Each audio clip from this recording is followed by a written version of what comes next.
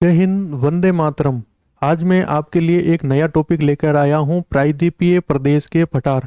पिछले क्लासों में हमने हिमालय के बारे में जानकारी ली थी और उत्तर के विशाल मैदान हम पढ़ चुके हैं। और आज का हमारा तीसरा टॉपिक है प्रायद्वीपीय प्रदेश के पठार। तो मैं आपको एक चीज़ बता देता हूँ कि द्वीप और प्रायद्वीप में फ़र्क क्या रहता है, अंतर क्या होता है। एक तो होता है द्वीप, ठीक है, और एक होता है प्रायद्वीप। देखो द्वीप क्या होता है, जैसे मान लो ये द्वीप है, ठीक है, तो ये चारों ओर से क्या होगा, पानी से घिरा रहेगा चारों ओर से। और प्रायद्वीप का मतलब क्या होता है कि जो तीन ओर से पानी से घिरा हुआ वो क्या कहलाता है, प्रायद्वीप कहलाता है। तीन ओर से घिरा हुआ जो समुद्र से घिरा होता है वो भाग क्या कहलाता है, प्रायद्वीप कहलाता है। जैसे भारत है तो इधर आपको अरब सागर मिलेगा, ठीक है, नीचे आपको हिंद महासागर मिलेगा, और राइट हैंड साइड मतलब आपके पूर्व में बंगाल की खाड़ी देखने को मिलेगी, ठीक है। तो ये भारत का जो दक्षिणतम हिस्सा है वो तीन ओर से समुद्र से घिरा है। अब अपन बात कर लेते हैं इसके बारे में थोड़ी सी चर्चा, जो कि आपके एग्जाम में पूछा जा सकता है। सबसे पहले क्या लिखा है, ये भारत के दक्षिण में स्थित होता है, ठीक है। ये गोंडवाना लैंड का हिस्सा है। देखो गोंडवाना लैंड के बारे में मैं आपको छोटी सी जानकारी दे देता हूँ। देखो क्या हुआ था, आज से 20 करोड़ साल पहले की बात है। कितनी बात है भाई, 20 करोड़ साल पहले ये जितने भी महाद्वीप थे वो एक संलग्न थे, मतलब एक दूसरे से जुड़े थे, जिनको हम क्या कहते थे, पेंजिया कहते थे। और इनके चारों ओर एक महासागर था, उसको हम क्या कहते थे, पेंथालासा, ठीक है। अब बात कर लेते हैं पेंजिया के अंदर। तो पेंजिया के भी दो भाग थे, एक तो था लोरेशिया, एक था गोंडवाना, ठीक है। इसके उत्तर में कौन सा था, लोरेशिया, और नीचे में कौन सा भाग था, गोंडवाना। तो हमारा जो भारत का जो प्रायद्वीप है वो किसका भाग है, गोंडवाना लैंड का हिस्सा है। और ये देख लो बहुत पुराना है, ठीक है, 20 करोड़ साल कम थोड़ी होते हैं। आगे देखो यही लाइन लिखी है, ये सबसे पुराना भौतिक प्रदेश है, ठीक है। ये पुराना पठार का उदाहरण है, और यहाँ पर खनिज संपदा सबसे ज्यादा आपको देखने को मिलेगी। और बात कर लेते हैं इसके क्षेत्रफल के बारे में। तो इसका क्षेत्रफल है 16 लाख वर्ग किलोमीटर, ठीक है। और ऊंचाई की बात कर लें तो 600 से लेकर 900 मीटर इसकी ऊंचाई होती है। और ये जो ऊंचाई है वो समुद्र तल से ली जाती है। और इसमें आपको बहुत सारे पर्वत मिलेंगे और पठार देखने को मिलेंगे। तो आगे हम देखते हैं तो कौन कौन से पठार हैं, इसके बारे में जानकारी ले ली। अब देखो प्रायद्वीपीय प्रदेश के पठार, इसमें कौन कौन से पठार है। ये यहाँ पर आपके मेवाड़ का पठार है, ये आपका मध्य भारत का पठार है, ये आपके बुंदेलखंड का पठार, मालवा, बागेलखंड, दंडकारण्य, ठीक है। और इधर आपके छोटा नागपुर का पठार है। और छोटा नागपुर का जो पठार है वो आगे मेघालय का पठार, ये दोनों आपस में जुड़े हुए हैं, ठीक है, ये थोड़ा सा ध्यान रखना, ठीक है। और ये आपका है करबी आंगलोंग का पठार। और सबसे लास्ट में इसका डिटेल में हम पढ़ेंगे, दक्कन का पठार। सबसे ज्यादा क्वेश्चन दक्कन के पठार से आते हैं, तो जानकारी हम सबकी लेंगे। अब देख लेते हैं पहला क्या है, मध्यवर्ती उच्च प्रदेश। देखो जो चार पठार है, मेवाड़ का, मध्य भारत का, बुंदेलखंड का और मालवा, ठीक है, ये चारों मिलकर, एक दो तीन चार, ये चारों मिलकर किसका निर्माण करते हैं भाई, मध्यवर्ती उच्च प्रदेश का निर्माण करते हैं। अब अपन एक एक के बारे में जानकारी ले लेते हैं। पहला है मेवाड़ का पठार। देखो मेवाड़ का जो पठार है ना, उसके बारे में क्या जानकारी है। सबसे पहले ये बीचों बीच आपको दिखाई दे रही है ना, ये है अरावली।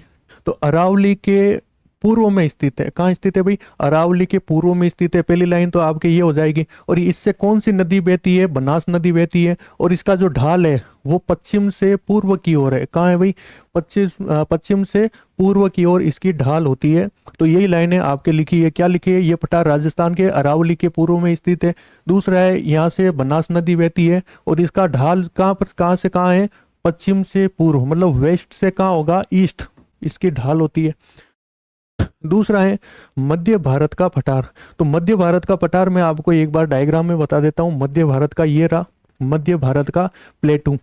तो सबसे पहले इसकी ये कहाँ पर स्थित है, तो ये स्थित है आपके मध्य प्रदेश के आसपास का जो एरिया है वहाँ पर आपको सबसे ज़्यादा मिलेगा, क्योंकि मध्य प्रदेश मध्य में ही है। तो इसका जो ढाल है वो साउथ वेस्ट से लेकर नॉर्थ ईस्ट की तरफ इसकी ढाल है, ठीक है, ये थोड़ा सा याद रखना। इसमें पढ़ लेते हैं। ये मध्य प्रदेश में स्थित होता है। इसकी ढाल देख लो, साउथ वेस्ट से लेकर नॉर्थ ईस्ट की तरफ होता है, ठीक है।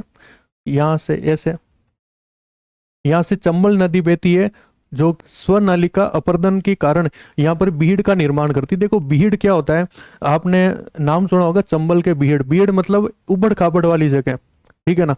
जैसे आपने डाकू मंगल सिंह ही था ना, हाँ, डाकू मंगल सिंह के बारे में जानकारी थी आपको। तो वो चंबल के जो बीड़ थे वहीं पर ये छुपते थे। ठीक है, ये छोटी सी जानकारी है। आगे हम बात करते हैं बुंदेलखंड का पठार। ये बुंदेलखंड की तो वो बाजीराव मस्तानी मस्तानी यही की थी ना, बुंदेलखंड की शायद। चलो छोड़ो। अब बात करते हैं बुंदेलखंड का पठार। तो ये आपके यूपी और मध्य प्रदेश के बीच में आपको मिलेगा बुंदेलखंड का पठार। ठीक है, और इसमें इसकी ढाल की बात कर ले तो ये साउथ से नॉर्थ की ओर इसकी ढाल रहेगी। और इसमें कौन सी नदियां बहती है, तो एक तो केन और एक बेतवा। ठीक है, दो रिवर यहाँ से आपको बहती हुई दिखेगी। अब एक बार हम, हाँ, बुंदेलखंड का पठार यूपी और एमपी में स्थित है। ठीक है, यहाँ पर अर्ध शुष्क परिस्थितियां पाई जाती है, मतलब आधी सूखी परिस्थितियां आपको मिलेगी। इसका ढाल दक्षिण से उत्तर की ओर होता है। और यहाँ पर नदी कौन सी है, केन और बेतवा। और ये गहरी घाटियां बनाती है। और गहरी घाटियां बनाने के कारण यहाँ पर जलप्रपात भी आपको देखने को मिलेगा। जलप्रपात समझते हो भाई, ऊपर से जल आता है पहाड़ों से, वो जलप्रपात होता है। चौथा है मालवा का पठार। ये मालवा का पठार मिलेगा आपको एमपी के अंदर, मध्य प्रदेश के अंदर मिलेगा। और इसमें कौन सी नदी आपको देखने को मिलेगी, एक तो चंबल नदी और एक शिप्रा नदी। ठीक है, जो मालवा के पठार से बहती है। और इसका जो शेप है, ठीक है, इसका जो आकार है वो आपको त्रिभुजाकार मिलेगा। तो मालवा का पठार एकमात्र ऐसा पठार है जिसका आकार कैसा है, त्रिभुजाकार है। और आपको ये काले रंग का दिखाई दे रहा है, इसका मतलब यहाँ पर लावा की मात्रा भी क्या है, सबसे ज्यादा है। और लावा है, इसका मतलब इसमें मिनरल्स भी सबसे ज्यादा होंगे। और इस पर एक शहर बचा है उज्जैन। ठीक है, महाकाल का प्रदेश। ठीक है, अब देखते हैं इसके बारे में, मालवा के पठार के बारे में। यह पठार मुख्य रूप से एमपी में स्थित है। ठीक है, आकार कैसा है इसका, त्रिभुजाकार है। यहाँ पर लावा की परत पाई जाती है, जिसके अपक्षय के कारण काली मिट्टी का निर्माण होता है। देखो, काली मिट्टी जो है ना, वो काम आती है कपास के अंदर। तो आप याद कैसे रखोगे कि कपास होता है सफेद और मिट्टी काम आती है काली, ऐसे याद रख लोगे। और इस पठार में चंबल नदी और शिप्रा नदी बहती है। और इस नदी के किनारे आपको उज्जैन शहर मिलेगा, जो आकर आपके कुंभ का मेला लगता है। तो दोस्तों बताइए वीडियो कैसी लगी। अगर वीडियो अच्छी लगी तो वीडियो को लाइक कीजिए, चैनल को सब्सक्राइब कीजिए। तो मिलते हैं अगली क्लास में, तब तक के लिए जय हिंद, जय भारत।